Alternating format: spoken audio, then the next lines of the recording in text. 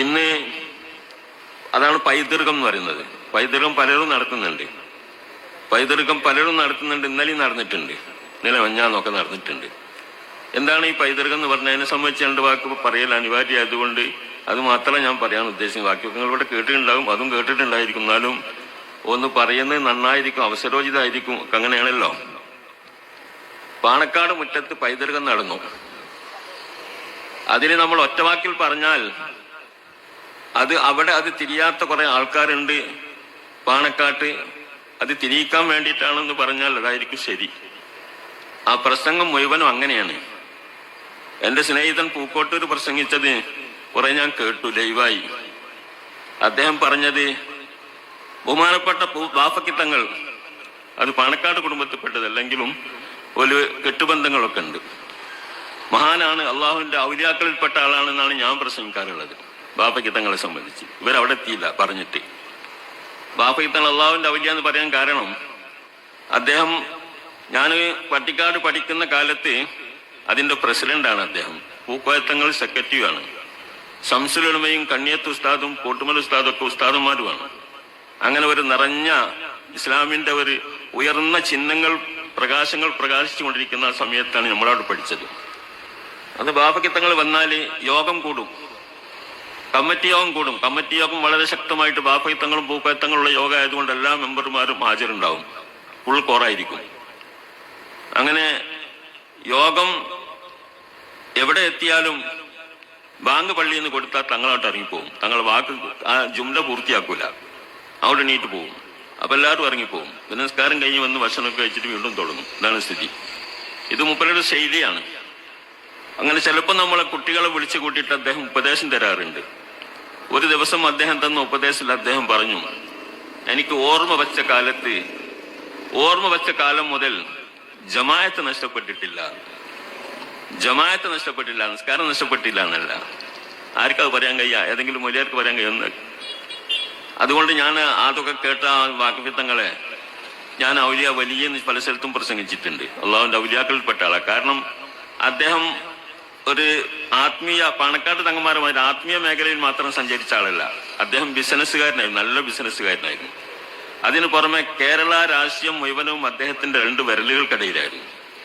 ആരിവിടെ ഭരിക്കണം, മുഖ്യമന്ത്രി ആരാവണം, മറ്റു മന്ത്രി ആരാവണം, ലീഗിന് എത്ര മന്ത്രിമാർ വേണം എന്നൊക്കെ തീരുമാനിക്കുന്നത് അപ്പടി ഈ കേരളം അംഗീകരിച്ചു വന്ന ഒരു കാലഘട്ടമാണ്. എന്റെ സമപ്രായക്കാർക്കൊക്കെ അതറിയാം. ചെറിയ കുട്ടികൾക്ക് ഇപ്പൊ അത് അറിഞ്ഞോളന്നുണ്ടാവില്ല.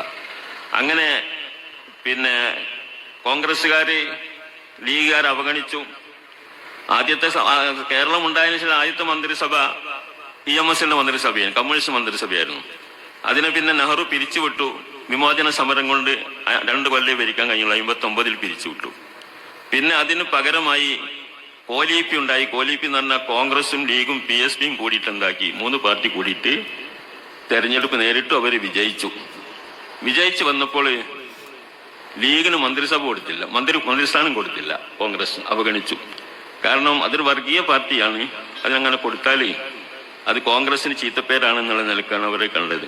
കൊടുത്തില്ല. അങ്ങനെ പറഞ്ഞ് അവസാനം സ്പീക്കർ സ്ഥാനം കൊടുത്തു. ഇതൊക്കെ നിങ്ങൾക്ക് അറിയുന്നതായിരിക്കും. ഏതാവട്ടെ, ഞാനത് പറയുന്നത് വേറെ സംഗതിന്റെ മുഖവരായിട്ട് പറയാണ്. അങ്ങനെ സീതി സാഹിബിന് സ്പീക്കർ സ്ഥാനം കൊടുത്തു. കുറച്ച് കഴിഞ്ഞ് മുമ്പ് വഫാത്തായി. അതിനുശേഷം CH മുഹമ്മദ് കോയ സാഹിബിനെ സ്പീക്കറാക്കാൻ വേണ്ടി ആവശ്യപ്പെട്ടു. അപ്പൊ തൊപ്പി ഉയക്കണം എന്നാ സ്പീക്കറാകാൻ പറ്റുള്ളൂ, തൊപ്പി ഉയച്ചാലേ ആക്കാൻ പറ്റുള്ളൂ എന്നാണ് കോൺഗ്രസ്. അങ്ങനെ ഏതായാലും തൊപ്പി ഉയച്ചിട്ടെങ്കിലും ഇരിക്കട്ടെ ചെയ്തിട്ട് അങ്ങനെ കാര്യമായിരുന്നു. ഏതായാലും നീണ്ടുന്നില്ല. കുറച്ച് കഴിഞ്ഞപ്പോൾ എന്താക്കി ഇറങ്ങിപ്പോരേണ്ടി വന്നു. അങ്ങനെ ഇറങ്ങിപ്പോന്നിട്ട് പിന്നീട് ആദ്യം കമ്മ്യൂണിസ്റ്റിനോട് ദേഷ്യം പിടിച്ചിട്ടാണ് ഈ മുന്നണി ഉണ്ടാക്കിയത്. പിന്നെ കോൺഗ്രസിനോട് ദേഷ്യമായി ലീഗിന്, പകരം വീട്ടണം. അങ്ങനെയാണ് എന്താക്കിയത്, സപ്തമുന്നണി ഉണ്ടാക്കിയത്. 7 കൂട്ടർ പാർട്ടി കൊണ്ട് EMSന്റെ നേതൃത്വത്തിൽ മന്ത്രിസഭ വന്നു. അന്ന് 2 മന്ത്രിമാരുണ്ടായി. CH കോൺഗ്രസിന്റെ മന്ത്രിസഭയിൽ 1 മന്ത്രിയും കൊടുത്തില്ല. EMS 2 മന്ത്രിമാർക്ക് കൊടുത്തു. CHനും കുരുക്കളും കൊടുത്തു. ഇതൊക്കെ ഞാൻ പറയുന്നത് വെച്ചാൽ ഇതിലൊക്കെ ചില അർത്ഥങ്ങളുണ്ട്, നിങ്ങൾ ഉൾക്കൊണ്ടാൽ മതി. അങ്ങനെ 2 മന്ത്രിമാരെ കൊടുത്തു. അങ്ങനെ മന്ത്രിയാവാൻ പറ്റും ലീഗിനെയും തെളിയിച്ചത് ആ കമ്മ്യൂണിസ്റ്റിന്റെ കൂട്ടുകെട്ടിന്റെ മന്ത്രിസഭയാണ്. അതുണ്ടായി. അതൊക്കെ അങ്ങനെ പോയിക്കോട്ടെ. ഞാനത് പറയുന്നത് ആ കാര്യങ്ങളൊക്കെ കൈകാര്യം ചെയ്തത് ബാപ്പക്കിത്തങ്ങളാണ് നട്ടം ചുരുക്കത്തിൽ. EMS വരും തങ്ങളെ കാണാൻ പാണ്ഡ്യാലയിൽ, കൊയിലാണ്ടി, കോഴിക്കോട് പാണ്ഡ്യാലയിൽ അദ്ദേഹത്തിന് മലഞ്ചരക്ക് കച്ചവടങ്ങൾ ഉണ്ടായിരുന്നു, അവിടേക്ക് വരും. കരുണാകരൻ വരും, ആന്റണി വരും, എല്ലാവരും തങ്ങളെ തെരഞ്ഞു വരും. അങ്ങനത്തെ ഒരു കാലഘട്ടമായിരുന്നു.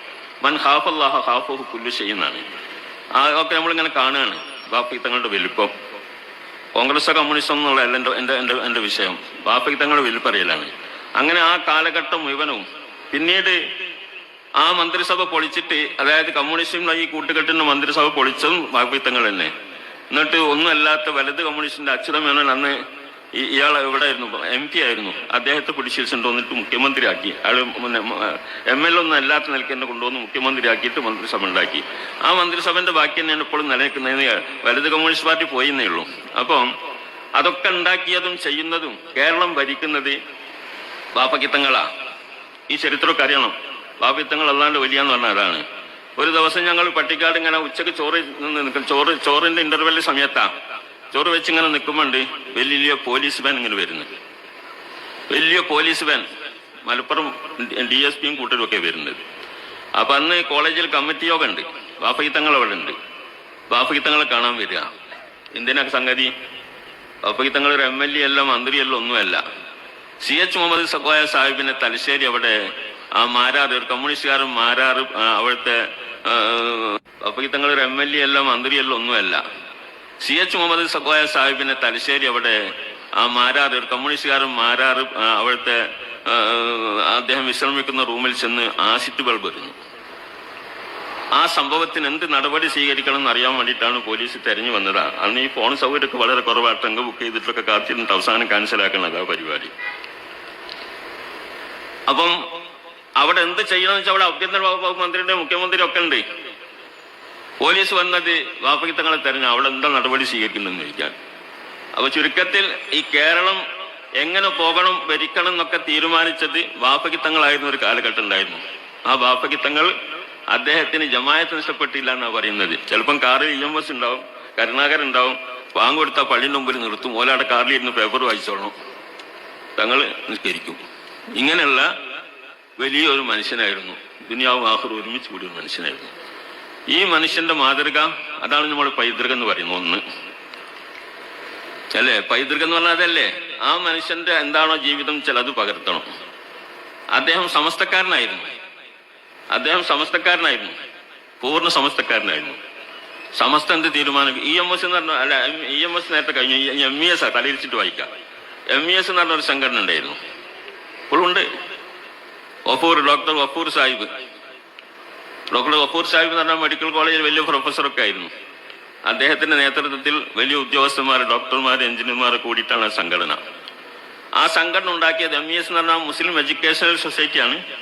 അത് മുസ്ലിങ്ങൾ വിദ്യാഭ്യാസപരമായി പിന്നോക്കം നിൽക്കുന്നു, അതുകൊണ്ട് അവർക്ക് ഉദ്യോഗങ്ങളിലൊന്നും കയറാൻ കഴിയുന്നില്ല, അവരെന്നും പിന്നോക്കമായി കഴിയുന്നു എന്നതുകൊണ്ട് അതിനു വേണ്ടി നികത്താൻ മുസ്ലിം പിന്നോക്കം നിൽക്കുന്ന മുസ്ലിങ്ങൾക്ക് വിദ്യാഭ്യാസം നൽകി ഉയർത്തിക്കൊണ്ടുവരാൻ വേണ്ടിയിട്ടുണ്ടാക്കിയ ഒരു സംഘടനയാണ്. അതിന് എല്ലാ ആൾക്കാരും പിന്തുണ കൊടുത്തു, വേണ്ടതാണല്ലോ. മുസ്ലിം ലീഗും അതിന്റെ പിന്നിൽ പിന്തുണ കൊടുത്തു, സമസ്തയും മുജാഹിദും എല്ലാവരും പിന്തുണ കൊടുത്തിട്ടുണ്ട്. അങ്ങനെ ഉണ്ടാക്കിയതാ. അതുണ്ടാക്കി ഇങ്ങോട്ട് വളർന്ന് പന്തലിച്ച് പലയിടത്തും അതിന് സ്ഥാപനങ്ങളൊക്കെ സർക്കാർ കൊടുത്തു. അങ്ങനെ എഞ്ചിനീയറിംഗ് കോളേജും മറ്റേ മെഡിക്കൽ കോളേജ് അടക്കമെല്ലാം കൊടുത്തു. അങ്ങനെ അത് വളർന്ന് വലുതായി ആൾക്കാരുടെ ഇടയിൽ നീച്ചടക്കാനായി. അപ്പോഴാണ് അവർക്ക് നേരത്തെ നമ്മൾ ഈ വാഫി ഒപ്പിയൻ്റെ പറഞ്ഞ മാതിരി ഇങ്ങനെ വഴി തെറ്റുന്നത് കണ്ടത്. വഴി അവർക്ക് ഈ മൂല്യന്മാരും തലകെട്ടും ഒക്കെ ഒരു പയഞ്ചനായി തോന്നി. അത് അവരെ കൂടെ നടക്കാനൊന്നും പറ്റാത്ത ഒരവസ്ഥ.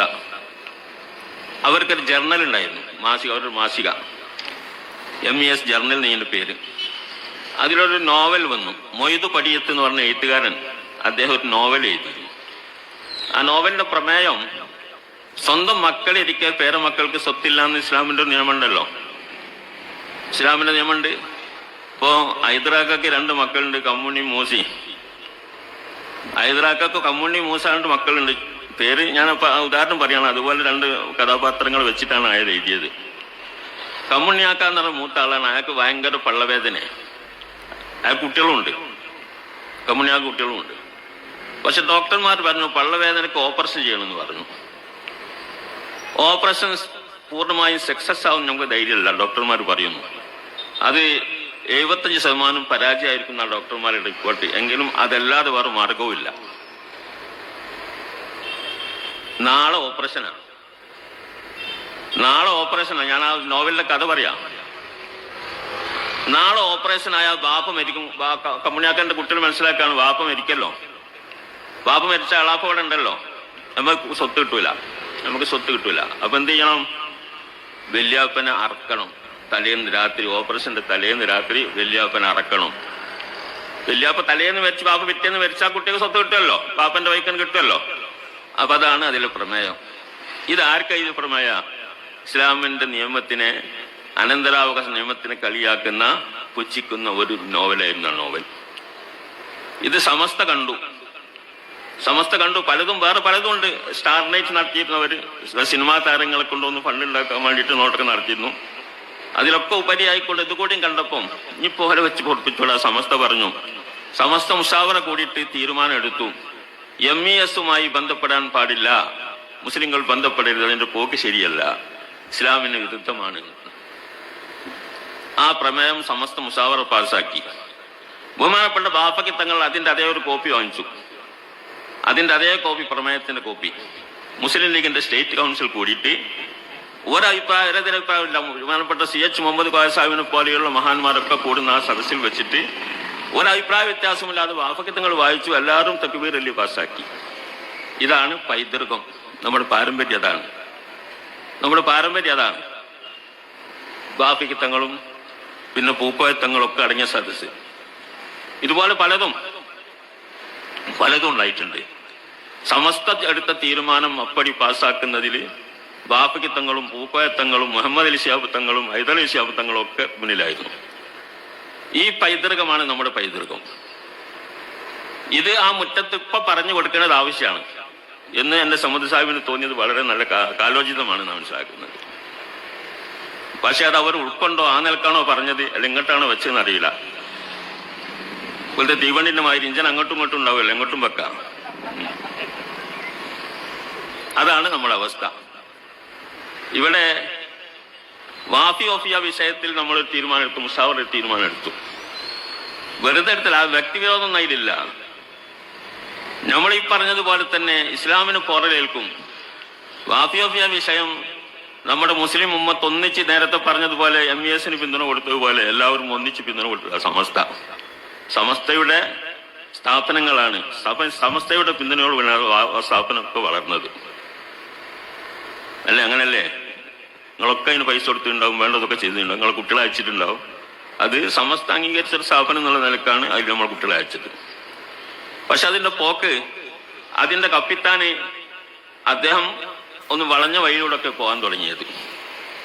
ജമാഅത്തും മുജാഹിദും ഒക്കെ ബന്ധപ്പെട്ട് അവരൊക്കെ കൊണ്ടുവന്ന് ക്ലാസ് എടുപ്പിക്കും. അദ്ദേഹത്തിന് തന്നെ അതിന്റെ ആശയങ്ങൾ ഉള്ളതുപോലെയുള്ള പ്രവർത്തനങ്ങളും പ്രസംഗങ്ങളും ഒക്കെ അദ്ദേഹം നടത്തും. ഇങ്ങനെയൊക്കെ ആയപ്പോൾ സമസ്തക്ക് പരാതി കിട്ടി. സമസ്ത പരിശോധിച്ചു. MT അബ്ദുൽ മുസ്ലിയാരുടെ നേതൃത്വത്തിൽ തന്നെ പരിശോധന നടത്തി. ഞാനും അതിലൊരംഗമായിരുന്നു. പരിശോധിച്ചപ്പോൾ ശരിയാ, പലതും ചോദിച്ചപ്പം കുട്ടികളൊക്കെ പലതും പറഞ്ഞു, ഇങ്ങനെ ഇവിടെയൊക്കെ നടക്കാറുണ്ട്. അതുപോലെ അവരുടെ പുസ്തകങ്ങളിൽ വരെ അവരുടെ ഭരണഘടനയിലും മാറ്റം ഉണ്ടാക്കി. സമസ്തക്ക് അവിടെ അധികാരം ഉണ്ടായിരുന്നൊക്കെ വെട്ടിമാറ്റിയിട്ട് എല്ലാ അധികാരങ്ങളും എടുത്തു കളഞ്ഞുകൊണ്ട് ഒരു സ്വതന്ത്ര സംഘടനയായിട്ട് ഇത് വിഹരിക്കാൻ തുടങ്ങി. ഇങ്ങനെയുള്ള അപകടകരമായ ഒരു സംഗതി ഉണ്ടായപ്പോൾ സമസ്തയുടെ അഡ്രസ്സിൽ ജീവിക്കുകയും സമസ്തയെ അവർക്ക് പറ്റാതാവുകയും ചെയ്യുമെന്ന് കണ്ടപ്പോഴാണ് സമസ്ത മുഷാവറ തീരുമാനിച്ചത്. ഇതിന്റെ പോക്ക് ശരിയല്ല, അതുമായി ബന്ധപ്പെടരുത്. അത് ഹക്കീം ഫൈസിനെ നിർത്തിയിട്ടാണ് പറഞ്ഞത്. സ്ഥാപനം ഹക്കീം ഫൈസിൽ നിന്ന് മാറ്റി, അല്ലെങ്കിൽ അദ്ദേഹത്തിന്റെ നിലപാടിൽ നിന്ന് മാറ്റിയിട്ട് കൊണ്ടുവരണം. സ്ഥാപനം നമ്മളെ കുട്ടികളാണ് അവിടെ ഉള്ളതൊക്കെ. അതുകൊണ്ട് സ്ഥാപനം നശിക്കണം തീരുമാനിച്ചിട്ടില്ല. സ്ഥാപനം നന്നാവാൻ ഇദ്ദേഹത്തെ മാറ്റണം. പിന്നെ നമുക്ക് നന്നാക്കി നമ്മുടെ റോഡിൽ തന്നെ കൊണ്ടുപോകാം എന്നാണ് തീരുമാനം. അത് വളരെ വ്യക്തമായ തീരുമാനമാണ്. ആ തീരുമാനം വെച്ചപ്പോൾ പൈതൃകത്തിന്റെ ആൾക്കാരാണ് അതിന് നേതാക്കൾ. അവര് അതിനെ വേണ്ടതുപോലെ കൈകൊണ്ടിട്ടില്ല. അതാണ് വിഷയം ഉണ്ടായത്. പാക വിഷയം അതാണ്. നമ്മളുടെ വിഷയം കാര്യമായിട്ട് കാതിൽ അതാണ്. ഈ സമദ് സാഹിബിനോട് ഞാൻ ചോദിച്ചിരുന്നു. സമദ് സാഹിബ് ഒരു ദിവസം പ്രസംഗിച്ചു, നമ്മളെ പല സ്ഥലത്തും പ്രസംഗിച്ചിട്ടുണ്ട്. SMFന്റെ ഒരു പരിപാടിയിൽ ബഹുമാനപ്പെട്ട സാദിഖ് അലി ശിഹാബ് തങ്ങള് എന്നോടിന്ന് രാവിലെ പറഞ്ഞതാ. നിങ്ങൾ കണ്ടുണ്ടാവും വീഡിയോ. ഇവര് തന്നെ മധ്യസ്ഥന്മാരായി ഒരു 9 കാര്യങ്ങൾ ഉണ്ടാക്കിയിട്ടുണ്ട്. നമ്മളാരുമല്ല, ബഹുമാനപ്പെട്ട സാദിഖ് അലി തങ്ങളും കുഞ്ഞാലിക്കുട്ടി സാഹിബും പിന്നെ നമ്മുടെ തങ്ങളും MT ഒക്കെ കൂടിയിട്ടുണ്ടാക്കിയ ഒരു തീരുമാനം. ആ തീരുമാനം 9 കാര്യങ്ങളാ. അതാ തീരുമാനം നമ്മളാക്കിയതല്ല, അവർ തന്നെ ഉണ്ടാക്കിയതാ. ആ തീരുമാനം അംഗീകരിപ്പിച്ച് തരാമെന്നും രണ്ടുകൂടെ സമ്മതിച്ചു. തിരക്കിട്ടില്ല. അത് അംഗീകരിച്ചാൽ നമ്മൾക്ക് സംഗതി എന്താണ്, നല്ല നിലക്ക് പോകാന്നുള്ള നിലക്ക്. അതിൽ സമസ്തക്കുള്ള പല അധികാരങ്ങളൊക്കെ നിലനിർത്തുക, അവിടെ പുസ്തകങ്ങൾ പരിശോധിച്ചിട്ട് വിധേയ പ്രസ്ഥാനക്കാരുടെ ആശയങ്ങളുടെ പുസ്തകങ്ങളൊക്കെ മാറ്റുക, സമസ്ത പണ്ഡിതന്മാരെന്ന് കുറച്ച് ആൾക്കാരെ CICയിൽ പങ്കാളിയാക്കുക തുടങ്ങിയ ചില കാര്യങ്ങളാണ്. ശുദ്ധിയാക്കാൻ വേണ്ടി പറഞ്ഞ കാര്യങ്ങൾ.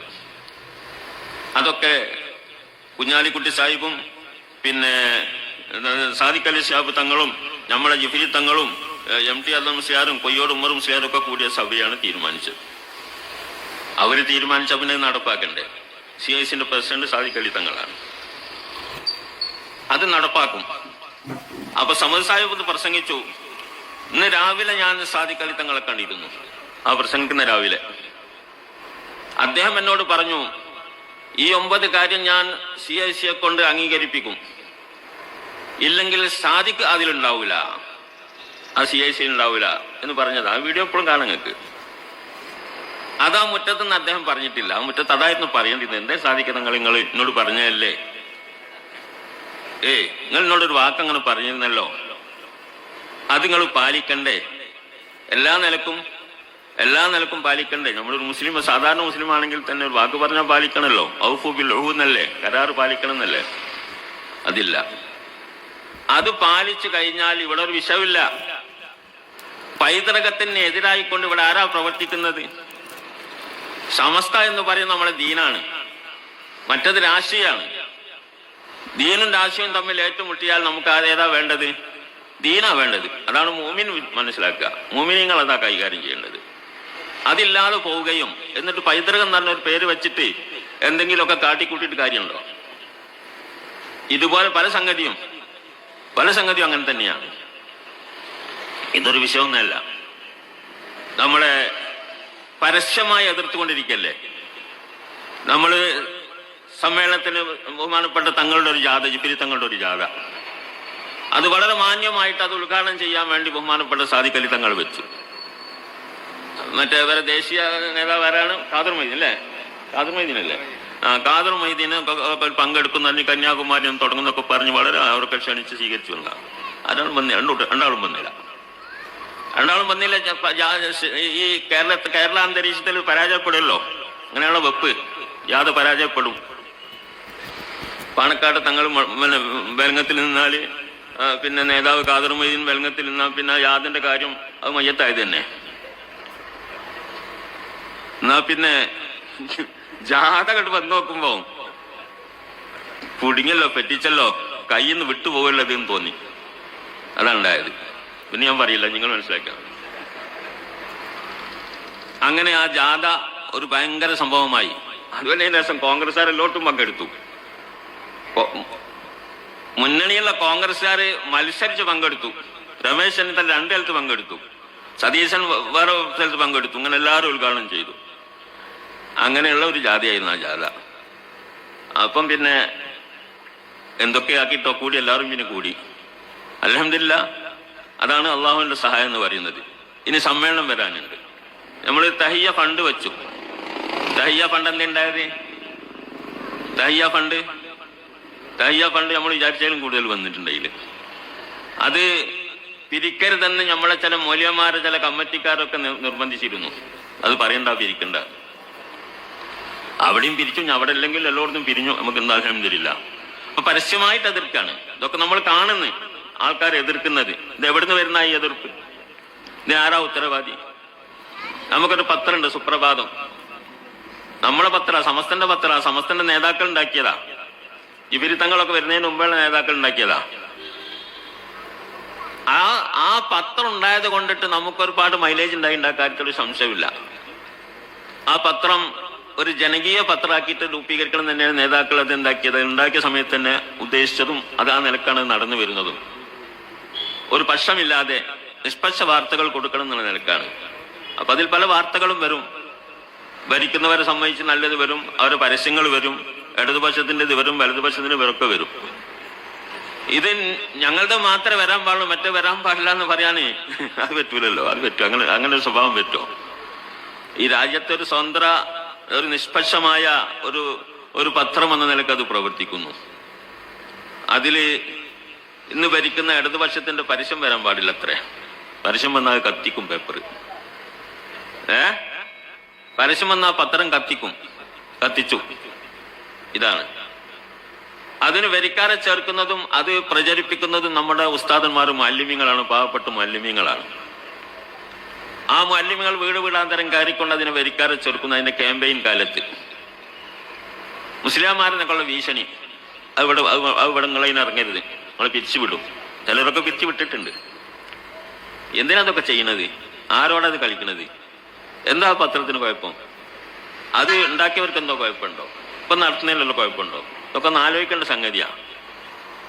ഇങ്ങനെയുള്ള പല സംഗതികളും ആരോടാണ് ഈ എതിർപ്പൊക്കെ നടത്തുന്നത്? എന്നിട്ട് അത് കൂട്ടം കൂടിക്കൊണ്ടിട്ട് അതിന് നമ്മളെ കൂട്ടത്തിൽ ഉള്ള ആൾക്കാരെന്ന് പറയുന്ന കുറച്ച് ആൾക്കാരാണ്. ലീഗുകാർ ഞാൻ കുറ്റം പറയുന്നില്ല. ലീഗുകാർ അവരുടെ പാർട്ടിയും നയങ്ങളുമായിട്ട് ഇങ്ങനെ പോകും, പല പാർട്ടിക്കാരുമാതിരി തന്നെ. അതിലേറ്റവും വലിയ കുറ്റവാളികൾ ഈ പൈതൃകമൊക്കെ വെച്ചിട്ട് പ്രസംഗിക്കുന്ന കുറച്ച് ആൾക്കാരുണ്ടല്ലോ ഇപ്പൊ പറഞ്ഞ്, അവരാണ് അന്തമില്ലാത്തവർ. അവര് സമസ്തക്കാരാണത്രേ. എന്നിട്ട് ഈ വിഷയങ്ങളിലൊക്കെ ആ നിലക്കുള്ള നിലപാടുകൾ സ്വീകരിക്കുകയും പ്രോത്സാഹനം നൽകുകയും ചെയ്യുന്നു എന്നുള്ളതാണ് ഇന്നത്തെ ദുരന്തം. ഞാൻ പലപ്പോഴും പറയാറുണ്ട്, അവരോട് അടക്കം പറയാറുണ്ട്, യോഗം കൂടാൻ യോഗത്തിൽ പറയും, നമ്മൾ അവരെ തീരുമാനിച്ചു വെച്ച തീരുമാനം ഒറ്റക്കെട്ടായിട്ട് പാണക്കാട് പോയി പറഞ്ഞാൽ അവരത് സ്വീകരിക്കല്ലോ എന്ന് പറയാറുണ്ട്. അതിനാരും കൂടുന്നില്ല. അവരെടുത്ത തീരുമാനം, നമ്മളുണ്ടാക്കിയ തീരുമാനം അല്ല, അടിച്ചേൽപ്പിക്കല്ലോ. അവരുണ്ടാക്കിയ തീരുമാനം, ആ തീരുമാനം നിങ്ങൾ നടപ്പാക്കേണ്ടത് നിങ്ങൾക്കൊരു ധാർമ്മിക ഉത്തരവാദിത്തമല്ലേ എന്ന് അവരോട് ചോദിച്ചാൽ അവർ ഉത്തരം മുട്ടൂലേ? അവർ പുറത്തിറങ്ങി നടക്കാൻ കഴിയോ? ഇതാണ്. അതുകൊണ്ട് ബാഫക്കി തങ്ങളുടെയും പൂക്കോയ തങ്ങളുടെയും മുഹമ്മദ് അലി ശിഹാബ് തങ്ങളുടെയും ഹൈദർ അലി ശിഹാബ് തങ്ങളുടെയും പൈതൃകവും പാരമ്പര്യവും പറഞ്ഞുകൊണ്ട് സമസ്തയെ പഠിപ്പിക്കണ്ട. ആ പാരമ്പര്യം തന്നെയാണ് സമസ്തയുടെ പാരമ്പര്യം. അവർക്കുള്ള ആ പാരമ്പര്യം പഠിപ്പിച്ചത് സമസ്തയാണ്, അവർ ഉൾക്കൊണ്ടത് സമസ്തയാണ്, അതുകൊണ്ടുണ്ടായതാണ്.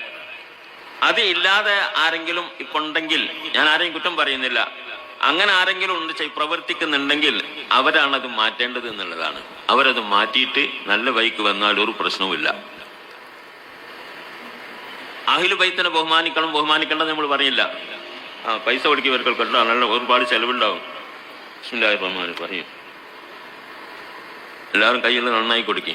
പിന്നെ നമ്മൾ പറയുന്നില്ല, അഹ്ലു ബൈത്തിനെ ബഹുമാനിക്കാൻ പഠിപ്പിച്ചത് സമസ്തയാണ്, സുന്നികളാണ്. വഹാബികൾ അഹ്ലു ബൈത്ത് ഇല്ല എന്ന് പറയുന്നവരാ, അത് മുറിഞ്ഞു പോയിട്ടുണ്ട്. അവരെ കൂട്ടുപിടിക്കരുത് തങ്ങളെ നമ്മൾ തങ്ങന്മാരോട് പറയുന്നത്. അവരെ കൂട്ടുപിടിച്ചാൽ നിങ്ങൾ ഇരിക്കുന്ന മരത്തിന്റെ കൊമ്പ് നിങ്ങൾ മുറിക്കലാകും, താഴെ വീഴും. വഹാബി മൗദൂദികളെ കൂട്ടുപിടിച്ചുകൊണ്ടുള്ള പ്രവർത്തനം, ഈ പറഞ്ഞ മഹാന്മാരൊന്നും ഒരു വഹാബികളുടെ യോഗത്തിനോ പരിപാടികൾക്കോ പോയിട്ടില്ല, അതിന് പ്രോത്സാഹനം നൽകിയിട്ടുമില്ല. ബാബി തങ്ങളും പൂക്കോയ തങ്ങളും ഒക്കെ ശക്തമായിട്ട് എതിർത്തത് വഹാബികളും മൗദൂദികളും തന്നെയാണ്. രാഷ്ട്രീയം എന്ന നിലക്ക് മുസ്ലിം ലീഗിൽ അവരുണ്ടാവുന്നത് അത് ഈ രാജ്യത്തിന്റെ ഒരു സ്വാതന്ത്ര്യമാണ്. അതിന് നമ്മൾ എതിർത്തിട്ടില്ല. ആ രാഷ്ട്രീയത്തിൽ ഉണ്ടായിക്കോളി, ഒരു വോട്ട് എവിടെന്നെങ്കിലും ഒക്കെ കിട്ടി, അതല്ല വേണ്ടത്. പക്ഷേ അത് വഹാബികൾ മൗദൂദികളെ സംബന്ധിച്ചുള്ള അതും പാടില്ല. കാരണം മൗദൂദികളെ ഈ രംഗത്തിറക്കാൻ പാടില്ല. അവർക്ക് നമ്മളെ ബിദ്അഈ പ്രസ്ഥാനത്തിന് അതിന് പുറമെ ഈ രാജ്യത്തിന്റെ ഭരണഘടനയ്ക്ക് വിരുദ്ധമായ നിലപാടുകൾ ഉണ്ടെന്നത് കൊണ്ട് എല്ലാവരും അതിനെ വെറുക്കുന്ന സാധനമാണ്. അതങ്ങനെ. ഏതായിരുന്നാലും ഇന്ന് നമ്മൾ ഈ പറയുന്ന ബഹുമാനിക്കുന്ന ആൾക്കാർ അവരൊക്കെ അതിന് പിന്തിരിയാണെന്ന് നമുക്ക് പറയാനുള്ളത്. സമസ്തയുടെ തീരുമാനമാണ്. അവരുമായിട്ടൊരു സഹകരണവും പാടില്ല. തെർക്കുൽ മുവാലാത്തുണ്ട്, അവരുമായിട്ടൊരു സഹകരണവും പാടില്ല. കെട്ടാൻ പാടില്ല, കെട്ടിക്കാൻ പാടില്ല, സലാം പറയാൻ പാടില്ല, മയ്യത്ത് കേൾക്കാൻ പാടില്ല എന്നൊക്കെ പറഞ്ഞാൽ നമ്മൾ ബുക്കിലൊക്കെ പഠിപ്പിച്ചു തന്നെയാണ്. അതൊക്കെ അത് നമ്മളെ ബുക്കിൽ മാത്രമല്ല, നമ്മൾ മഹാന്മാർ നമ്മളെ പഠിപ്പിച്ചത് നമ്മൾ ബുക്കിൽ എഴുതിയെന്നേ ഉള്ളൂ. ഇത് നിലനിൽക്കണമല്ലോ. ഇത് നിലനിൽക്കാതെ പരസ്യമായതിനെ ലംഘിച്ചുകൊണ്ട് വെല്ലുവിളി പോലെ അവരെ സമ്മേളനം, അവരെ ബൈത്ത് സക്കാത്ത്, ജമാഅത്തെ ഇസ്ലാമിന്റെ ഒരു ബൈത്ത് സക്കാത്ത് ഉണ്ട്. അത് ഉദ്ഘാടനം ചെയ്തത് ഈ ബഹുമാനപ്പെട്ട കുടുംബത്തിൽ നിന്ന് ഒരാളാണ്. നമുക്ക് അറിയാം എന്താ ഈ ബൈത്ത് സക്കാത്ത് എന്ന് പറഞ്ഞാൽ. നടന്നില്ല. അതൊക്കെ ഏറ്റവും പ്രചരിപ്പിച്ച് നമ്മൾ ഒച്ചപ്പാടുണ്ടാക്കുമ്പോൾ നടന്നില്ല എന്നുള്ളതാണ്. എന്തായാലും തിരക്കടില്ല എന്നുള്ളൊരു അവസ്ഥയാണ്. ഈ നിലക്ക് നമ്മൾ സമസ്ത പറയുന്നിടത്ത് എല്ലാവരും നിൽക്കുക, നമ്മൾ ഉമറാക്കൾ നിൽക്കുക. സമസ്ത നമ്മുടെ ദീനാണ്, അത് വൃത്തി വേണം, എന്നാലേ ബാക്കിയുള്ളതൊക്കെ വൃത്തിയാവുള്ളൂ. അത് വിട്ട് കളിക്കാൻ പാടില്ല. നമ്മളൊരു വാക്ക് പറഞ്ഞാൽ അത് പാലിക്കണം. നമ്മൾ സത്യം പറയാവൂ. നമ്മൾ പിന്നെ എല്ലാവരോടും വളരെ സൗഹൃദത്തിൽ തന്നെ ഈ ഒരു മതേതര രാഷ്ട്രം എന്ന നിലയ്ക്ക് സൗഹൃദത്തിൽ നടക്കണം എന്നുള്ള കാര്യത്തിലൊക്കെ നമ്മൾ ഒന്നാണ്. ആ കാര്യത്തിനും അഭിപ്രായക്കേടില്ല. അതേ അവസരത്തിൽ നമ്മളെ അഖീദയും ദീനും അത് വിട്ട് കളിക്കാൻ പാടില്ല. അത് വിട്ട് കളിക്കാത്ത ഒരു നിലപാടിൽ കൂടെ നമുക്ക് മുന്നോട്ട് പോകണം. അള്ളാഹു തആല തൗഫീഖ് ചെയ്യുമാറാവട്ടെ. ഇനി ഇവിടെ പ്രസംഗിക്കാൻ ആളുള്ളത് കൊണ്ട് ഞാൻ കൂടുതൽ പ്രസംഗിക്കുന്നില്ല. എനിക്ക് കുറച്ച് ക്ഷീണമുണ്ട്. അള്ളാഹു സുബ്ഹാനഹു വ തആല ആരോട് നമുക്ക് വിരോധമല്ല, എല്ലാവരും നന്നാവണം. എല്ലാവരും CIC ഞാൻ പറഞ്ഞു, CICയിലെ ഹക്കീം ഫൈസി അദ്ദേഹം നല്ലൊരു പണ്ഡിതനാണ്. അദ്ദേഹത്തെയും നമുക്ക് നന്നാക്കി തിരിച്ചെടുത്തുകൊണ്ട് വന്ന് നമ്മുടെ കൂട്ടത്തിൽ കൂട്ടിക്കൊണ്ട് നമുക്ക് മുന്നോട്ട് പോകണം എന്നുള്ള അഭിപ്രായമാണ്. അയാളോടൊരു വിദ്വേഷം നമുക്കില്ല. അദ്ദേഹത്തിന് ചില പേച്ച ചിന്താഗതികളുണ്ടെങ്കിൽ അത് മാറ്റിയിട്ട് വന്നാൽ ആ നിലക്ക് നമുക്ക് എന്താക്കാം, മുന്നോട്ട് പോകാമെന്നുള്ളതാണ്. പിന്നെ ചിലതൊക്കെ ഉണ്ട്, തങ്ങന്മാരെ പോലീസ് പഠിപ്പിക്കുന്നവര്, നമ്മളെ പഠിപ്പിക്കുന്നവര്. അവരൊക്കെ ആരായിരുന്നു അറിയോ? അവര് പലരും പൂക്കോയ തങ്ങളുടെയും ബാപ്പയി തങ്ങളുടെയും അവതങ്ങളെ ഭാഗത്ത് അതിന് പൂക്കോയ തങ്ങളുടെ തലയിൽ 5-6 മുളപ്പിച്ചവരാ. കേട്ടിട്ട് മുദ്രവായും കേട്ടിട്ടുണ്ടോ? 5-6 മുളപ്പിക്കും അറിയുന്നു. അന്ന് അവരൊരു വിമത ലീഗ് ഉണ്ടാക്കിയിട്ട് അങ്ങനെ ചെയ്തതാ. മുദ്രാവാക്യം വിളിച്ചായിരുന്നു കമ്മ്യൂണിസ്റ്റുകാരെ കൂടെ കൂടിയിട്ട്. അവരാണ് ഉമ്മർ ഫൈസിനൊക്കെ ഇപ്പം തങ്ങന്മാരെ പോലീസ് പഠിപ്പിക്കാൻ വരുന്നത്. അന്ന് നമ്മൾ തങ്ങന്മാരെ കൂടെ തന്നെയായിരുന്നു. തങ്ങന്മാരെ പോലീസ് ഞാൻ പറഞ്ഞില്ല, അവരുടെ കൗലിയാക്കളാന്ന് പറഞ്ഞ് നടക്കുന്നവരായിരുന്നു.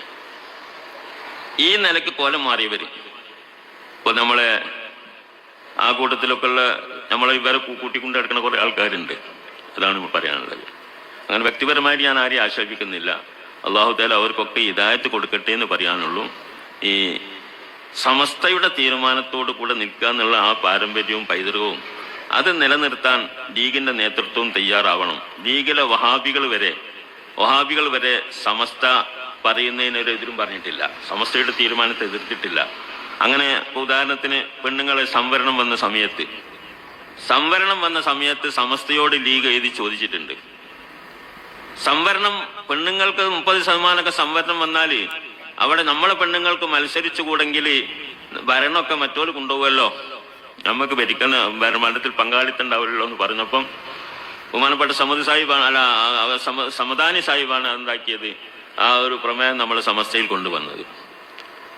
അതിന് വളരെ ആലോചിച്ച് മുഷാവറ ഒരു നിർവ്വത്തിന്റെ നിലക്ക് വളരെ നിബന്ധനയോടെ മത്സരിക്കാൻ, ഒരു പെണ്ണെന്ന നിലക്ക് എന്തൊക്കെ അച്ചടക്കം വേണോ ആ നിലക്കൊക്കെ മത്സരിക്കാമെന്നുള്ള ഒരു അനുമതി കൊടുത്തിട്ടുണ്ട്.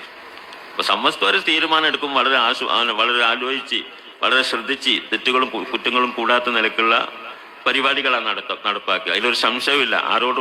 ആരെയും കണക്കിലെടുത്തുകൊണ്ട് ഒരു വിവേചനം കാണിക്കാത്ത രൂപത്തിലാണ് സമസ്ത ചെയ്യാറുള്ളത്. ഇതാണ് മനസ്സിലാക്കാനുള്ളത്. അതുപോലെ തന്നെ ആർക്ക് മഹത്തുണ്ടെങ്കിലും അഹ്ലുബൈത്തിന് മഹത്തുണ്ടെങ്കിലും ആള് നന്നാവണം, സലാഹിയത്ത് വേണം. സലാഹിയത്തില്ലാത്തവരില്ല. നമ്മൾ അബൂലഹബിന്റെ കഥ നമ്മൾ പറയില്ലേ, അബൂലഹബ് നബിന്റെ മുത്താപ്പല്ലേ. ഫിറഔനെ സംബന്ധിച്ചോ അല്ലെങ്കിൽ പിന്നെ അബൂജഹലിനെ സംബന്ധിച്ചോ ഒന്നും ഖുർആനിൽ ഒരു സൂറത്ത് ഇറങ്ങിയില്ല. അബൂലഹബിനെ കുറിച്ച് ആ സൂറത്ത് ഇറങ്ങി, തബ്ബത് യദാ അബീ ലഹബ് എന്ന് പറഞ്ഞിട്ട് നശിച്ചോനാണ്, നരകത്തിലാണ്, ഓനും അവന്റെ പെണ്ണും ഒക്കെ നരകത്തിലാണെന്നാണ് തബ്ബത് യദാ അബീയിൽ പറയുന്നത്. ആരാണത്? റസൂലുള്ളാഹിന്റെ മുത്താപ്പയാണ്. എന്തുകൊണ്ട്? സലാഹിയത്തില്ല, വൈപയച്ചു പോയി. തങ്ങളെ മുത്താപ്പല്ലേ, അങ്ങനെ പറയരുത് പഠിച്ചോനെ നമുക്ക് പറയായിരുന്നോ? പറയാൻ പറ്റൂല. അതാണ് നമ്മൾ പഠിപ്പിച്ചത്. വൈദിബ്തല ഇബ്രാഹിം റബ്ബുഹു ബികലിമാത്തിൻ ഫഅതമ്മഹുന്ന ഖാല ഇന്നി ജാഇലുക ലിന്നാസി ഇമാമ ഖാല മിൻ ദുരിയത്തി ഖാല ലാ യനാലു അഹദിൽ ളാലിമീൻ. ഇബ്രാഹിം നബിനെ അല്ലാഹു തആല ഒരുപാട് തീക്ഷ്ണമായ പരീക്ഷണങ്ങൾക്ക് വിധേയാക്കിയിട്ടുണ്ട്. കുട്ടിയുണ്ടായി, കുട്ടീനെ അറക്കാൻ പറഞ്ഞു, തീയിലിട്ടു. അങ്ങനെ ഒരുപാട് തിക്തമായ അനുഭവങ്ങൾ ഇബ്രാഹിം നബിക്ക് ഉണ്ടായിട്ടുണ്ട്. ആ ഇബ്രാഹിം ആ പരീക്ഷണമൊക്കെ വിജയിച്ചു. ഫഅതമ്മഹുന്ന അതൊക്കെ വിജയിച്ചു, ആ പരീക്ഷണങ്ങളൊക്കെ വിജയിച്ചു. അതിനുശേഷം അദ്ദേഹം അള്ളാഹിനോട് പറഞ്ഞു, വാത്തമോഹന കാല ഇന്നി ജാഹിദുക നിന്നാസി ഇമാമ. ആ പരീക്ഷണമൊക്കെ വിജയിച്ചു അല്ലാഹു തആല പറഞ്ഞു, ഇബ്രാഹിമെ നിന്നെ ഞാൻ ലോകത്തിന്റെ ഇമാമാക്കാൻ, ലോക ജനതയ്ക്ക് ഇമാമാക്കാണ്. കാരണം അത്ര സീസണമായ പരീക്ഷണം കൊണ്ട് വിജയിച്ച ആളാണല്ലോ, അതുകൊണ്ട് ഞാനാക്കുകയാണെന്ന് പറഞ്ഞു. അപ്പോൾ ഇബ്രാഹിം നബിക്ക് ഒരു ആശയം കൂടി ഉണ്ടായി, ഇന്നെ മാത്രമാക്കിയാൽ പോരാ, കാല ഉമിൻ ദുരിയത്തി, എൻ്റെ കുട്ടികളെയൊന്നും അങ്ങനെ കുറെ ആളാക്കണം എന്ന് പറഞ്ഞു. എൻ്റെ സന്താനങ്ങളിൽ നിന്ന് പരമ്പരയിൽ നിന്ന് എന്താക്കണം, കുറച്ച് ആൾക്കാരാക്കണം എന്ന് പറഞ്ഞു. അപ്പൊ അല്ലാഹു തആല മറുപടി പറഞ്ഞു, ഖാല ലാ യനാലു അഹദിൽ ളാലിമീൻ. അത് സന്താനങ്ങളിൽ ളാലിമീങ്ങൾ ഉണ്ടെങ്കിൽ ഓൽക്ക് കിട്ടൂല, വഴി പയച്ചവരുണ്ടെങ്കിൽ, നമ്മുടെ പൈതൃകം കാത്തു സൂക്ഷിക്കാത്തവരുണ്ടെങ്കിൽ അവർക്ക് കിട്ടൂല എന്ന് പറഞ്ഞു. ഇങ്ങനെ ഖുർആനിൽ ഒരുപാട് തെളിവുകൾ നമുക്കുണ്ട്. നൂഹ് നബിന്റെ മകനെ സംബന്ധിച്ച് നൂഹ് നബി വെള്ളപ്പൊക്കമായപ്പോൾ മകനോട് പറഞ്ഞു, യാ ബനിയർക്കും മഅന, കപ്പലിൽ കാരിക്കും മോനെ എന്ന് പറഞ്ഞു. വേണ്ട, ഞാൻ ആ മലയെ കാരിയിട്ട് ഞാൻ രക്ഷപ്പെട്ടോളാം, നിങ്ങൾ കപ്പലിൽ ഞാനെല്ലാം പറഞ്ഞു കന്ന എന്ന് പറഞ്ഞു മകന്. പറഞ്ഞുകൊണ്ടിരിക്കുമ്പം ഒക്കാന മിനൽ മുറക്കീൻ, അവന് ചത്തുപോയി, മുങ്ങി ചത്തുപോയി. നൂഹ് നബിന്റെ മകനായതുകൊണ്ട് അയാൾക്ക് രക്ഷയൊന്നും കിട്ടിയില്ല. ഇബ്രാഹിം നബിന്റെ ഇബ്രാഹിമിന്റെ ബാപ്പ ആയതുകൊണ്ട് അദ്ദേഹത്തിന് രക്ഷ കിട്ടിയില്ല. അദ്ദേഹം ബിംബം ഉണ്ടാക്കുന്ന ആളായിരുന്നു. ഇങ്ങനൊക്കെ നമ്മൾ മനസ്സിലാക്കണം. അപ്പൊ ദീൻ എന്ന് പറയുന്നത് ഒരു ചിട്ടയുണ്ട്. ആ ചിട്ടയിൽ ജീവിക്കുന്നവർക്കാണ് മഹത്വമുള്ളത്. അല്ലാതെ നമ്മളെ ബോഡിക്കൊന്നും ഒരു മഹത്വമില്ല. ബോഡി അല്ലാതെ ഒരുവണം തന്നെയാണ്. പക്ഷെ അതിൽ ദീനുണ്ടോ, ദീനുണ്ടെങ്കിൽ ഉന്നതനാണ്, ദീനില്ലെങ്കിൽ മോശമാണ് ആൾ എന്നുള്ളതാണ്. അത് മനസ്സിലാക്കുക. അല്ലാതെ അങ്ങനെ ഒരു സങ്കല്പം ഒരു വീട്ടിൽ ഒരു സംഗതിയിൽ എന്താക്കുക, വലിയൊരു മഹത്വം എന്ന് പറഞ്ഞാൽ മഹത്വം ഉണ്ടെങ്കിലുണ്ട്, ഇല്ലെങ്കിൽ കളഞ്ഞാൽ കളിയും തന്നെ. അത് മനസ്സിലാക്കുക. അല്ലാഹു സുബ്ഹാനഹു വ തആല കാത്ത് രക്ഷിക്കട്ടെ. പാണക്കാട് കുടുംബം എന്ന് പറഞ്ഞാൽ വലിയൊരു കുടുംബമാണ്. നമ്മളൊക്കെ ബഹുമാനിക്കേണ്ട കുടുംബമാണ്. അത് മുസ്ലിം കേരളത്തിന്റെ ഒരു തണലാണ് പാണക്കാട്. ആ തണൽ വേണം നമുക്ക് ഇൻഷാ അല്ലാഹ്. അല്ലാഹു തആല ആ നിലക്ക് അതിനെ നിലനിർത്താനുള്ള ഒരു തൗഫീഖ് അവർക്കും നമുക്കൊക്കെ അല്ലാഹു തആല തെരുമാറാവട്ടെ എന്ന്